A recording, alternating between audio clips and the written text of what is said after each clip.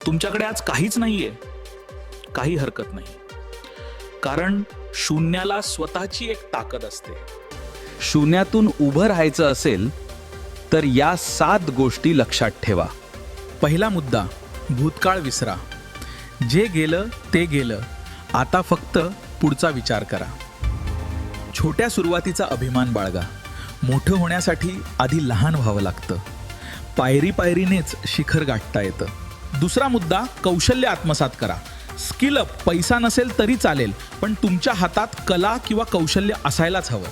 तिसरा मुद्दा, लोक काय म्हणतील हे सोडून द्या. लोक फक्त यश बघतात, संघर्ष नाही.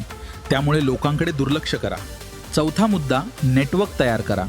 तुमची ओळख हीच तुमची खरी संपत्ती आहे. चांगल्या लोकांच्या संगतीत राहा.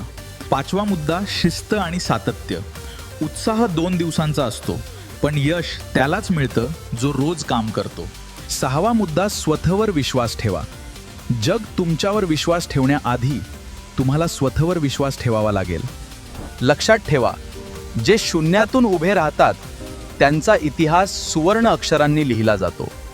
आजच सुरुवात करा. व्हिडिओ आवडला असेल तर फॉलो करायला विसरू नका.